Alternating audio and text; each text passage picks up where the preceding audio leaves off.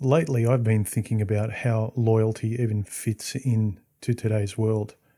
Is loyalty an old peg in today's round hole?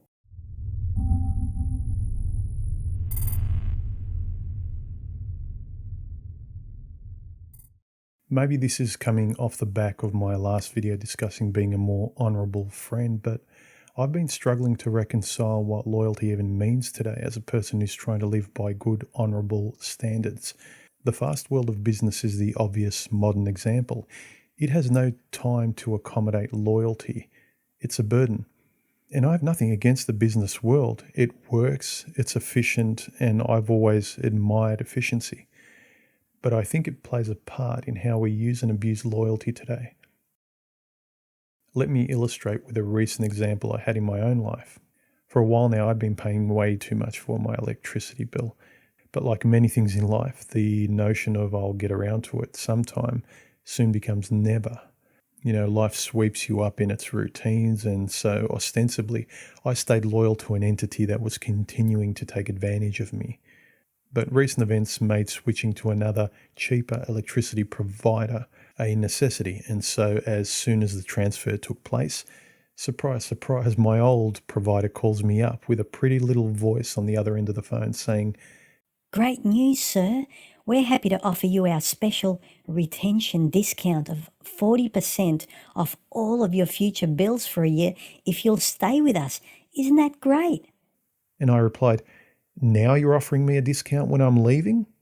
Yes, sir, because you're a valued customer and we don't want to lose you. And I said, sorry, I would have appreciated this discount during the last few years while I was loyal and while you were conveniently overcharging me by 40%. But my words didn't register and she continued with her script.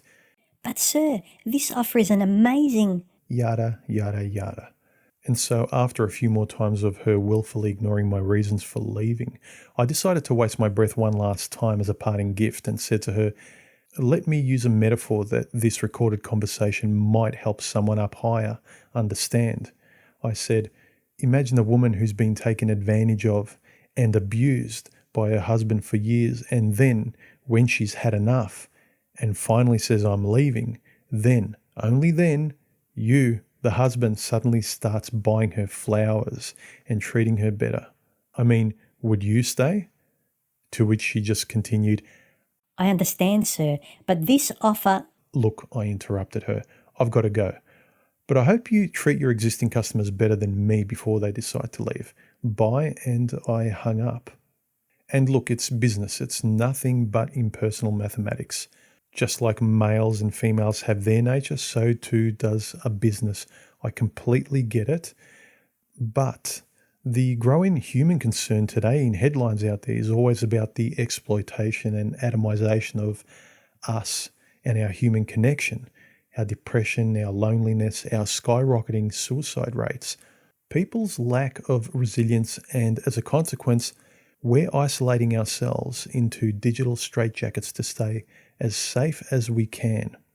And now we're even scrambling to curb or censor each other like fucking snitches to the very bully that exacerbates the problem, Big Brother, though thinking nothing of the language of Big Brother themselves, i.e. their marketing and advertising. They are the awful parents that care nothing for its children, but somehow we seem to turn to them for safety at every turn. One might say, but human, these businesses aren't doing anything wrong. They're offering a service and it's not their fault if you allow them to overcharge you, is it? Technically, you're right. I agree. But it's the Machiavellian way in which they use morality as a slot machine lever rather than a human moral conviction. And again, yes, I know they're not a human being. But I mean, why are the so-called honest and open parts of the agreement written in microscopic fine print at the bottom that you can't see? It reminds me of the person who infects someone with an STD, and when asked, did you tell them you had an STD beforehand? They respond, well, they didn't ask. And look, I've had first-hand experience of how the business world works in advertising and marketing agencies. I've been working in them my whole life, and I've been in countless brainstorming sessions where the only driving force for a campaign was to exploit a human being's good nature and soft spots in order to make them do what the company wanted. Abusing people's naivety through just the right kind of words and images to make people trust the ad was the tool of choice in that boardroom. The blunt tool of choice. The amount of times I witnessed fathers and mothers in boardrooms patting themselves on the back when they came up with sleazy ad slogans, which amounted to little more than, "This is your fear, but we will protect you," followed by those microscopic lines at the bottom telling you how they have every intention not to protect you. Daily I'd hear such phrases in the boardroom like, Use the image of the old grandfather holding his granddaughter in his arms with the slogan, "For the things that matter," as they all patted themselves on the back for a campaign designed to charge elderly people more for insurance. You know, it amazes me how concerned we are today about individual nobodies like you or I online and what we say or think, effectively policing ants, clutching our pearls in fear, censoring not what is said but what it might incite in the minds of idiots. But those same social justice warrior idiots think nothing of the intentional malevolent language of advertising and marketing. Big brother, it's amazing. I can't fathom the loyalty people have to the machine, but not to each other. Is it just our survival instincts siding with the bigger, more powerful entity like a hypergamous wife? A consistent, legitimate gripe one hears over and over from men sharing personal experiences amongst each other is, if not the main gripe, is the betrayal of their loyalty from someone in their past they once trusted, usually their ex. And after understanding the nature of us as human beings, many of us let go of that loyalty gripe. That is, it doesn't frustrate you after you accept it for what it is. You take the red pill and you accept things for what they are. You accept nature for what it is, in both the male and the female. And look, I don't begrudge my exes, even the nasty and cruel ones. Not anymore. I really and truly don't. Not in that personal and visceral way I used to when I was younger, where my catharsis consisted largely of finger pointing and swearing at their ghost. But understanding the nature of the world has helped a lot to alleviate the personal aspect of things for me.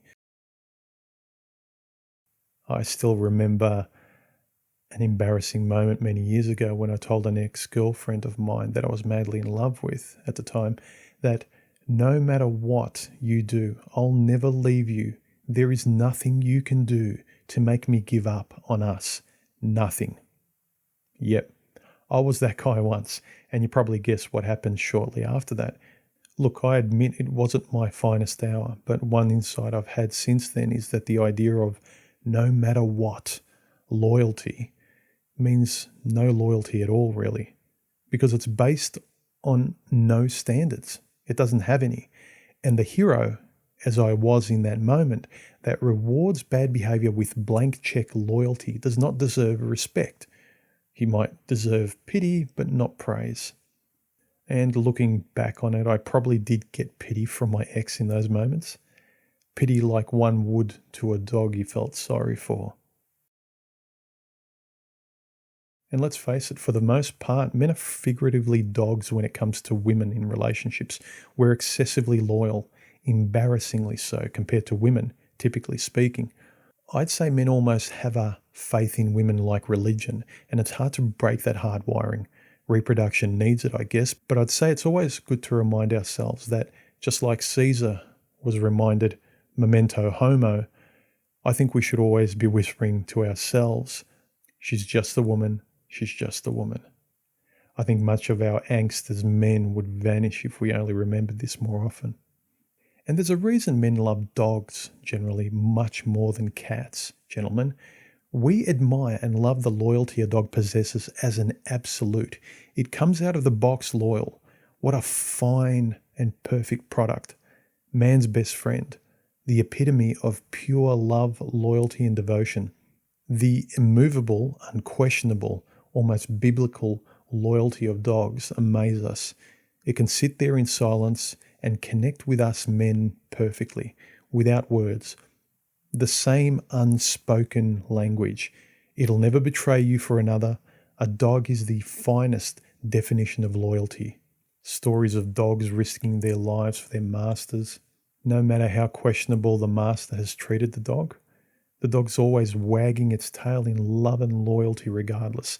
And I think many of us try and love women like this, love them like dogs. And I mean this in the most complimentary way possible. Notice how women will probably get offended as a knee-jerk reaction as describing them as dogs. But curiously, not when we describe them as self-serving, aloof cats. But that's a discussion for another day. Anyway, I think men, without being conscious of it anyway, want to love women to the highest standard possible when they're with a girl intimately. And so they're loyal and love like a dog, mistaking her as one too. We're effectively projecting. And that's men's frustration and mistake, because we're wanting to love a dog reciprocated back to us from a fucking cat. And a cat can't. We're effectively saying, here, kitty, kitty, kitty, love me like a dog. I mean, to frame our perspectives back to human beings in terms of loyalty, shouldn't we pity this simple dog from a human perspective instead of loving it? And to be fair, I think much of the manosphere has grown as a rational reaction to male dogs trying to do their best at walking away from abusive feline mistresses. But the fact is, men are biologically hardwired to be those loyal dogs. Far, far too loyal for the most part. My advice, find something else to be loyal toward, gentlemen, other than sex, and you'll stop loving like a dog in heat. When all is said and done, loyalty in this context just seems like the simple dependency of a dog to me, and can be summed up in one short, pitiful sentence. Don't leave me. And the stoic in me today dry reaches at that statement, because I remember what I used to be many years ago. And I know, gentlemen, the sensible economic morality keeps pushing us to think of just the money and be damned with all the rest and forget about everything else. Take the smartest, cheapest deal in the case of my electricity bill previously, right? But really, even if it's offered by the entity who's been using you as a doormat? Is this the dry and inhuman mathematical standard of today? Just business all the time? I can't help realizing that we're turning into machines or whores, gentlemen, and I'm not quite sure which. Is this us evolving in a perverse way and letting go of our antiquated sentimentality to survival instincts of loyalty we just simply don't need anymore? Now that the world is more connected and safer, I honestly don't know. I'm posing the question. I mean, scarcity is gone. It's an endless digital network of people. Why should I act loyal or decent to Jim over here when 1,000 other potentially better Jims are probably waiting for me with a click or a swipe? Don't like your group of friends? No problem. Backstab, dox, or smear them on your way out the door? Fuck it. You're anonymous anyway. And just move to another group of people on the internet anonymously again, and rinse, repeat, and you move frivolously without contemplation or forethought, because there's no consequences online, and not because of ideals, but because you're bored. You can't even stay loyal to what you were into yesterday. A new relationship is a swipe away for similar reasons. New friends, new everything. Keep us from the burden of loyalty to anyone or anything, even our values. What a relief, huh? Great. It's like your own personality TV with 1,000,000 channels you can click through forever and binge on. Everything is fast food and so endlessly abundant. Why the hell should we stop trying the options that loyalty restrains us from? Relax, I'm playing devil's advocate in order to get us to ponder the world and maybe as a consequence our own values. A good mantra for me has always been, do what's right or do what's easy. And usually the easy thing has never worked out for me that well. And as this video is illustrating I'm still struggling with accepting today's easy methods, gentlemen, even though the advertising out there is promoting that I should just jump in. I don't know, it just looks unfulfilling to me past the very first move. Maybe though the world has become easier, and easy is an option my stubborn old ethical model is resisting because I'll need to change who I am. And as Danny Glover once said, I'm getting too old for this shit. I don't know. I've been chewing on loyalty and its ethics of late, and its crooked picture frame hanging on the society wall has bothered me. And I guess this video is a little different to many of my previous ones, gentlemen. It's less about me having a strong opinion and more of me posing a question. Is loyalty dying? Should it? Has it already? And am I deluding myself, refusing to accept the new world? Is loyalty a risk we could do without? Is it a responsibility my human shame and anxiety could do without? Think about this.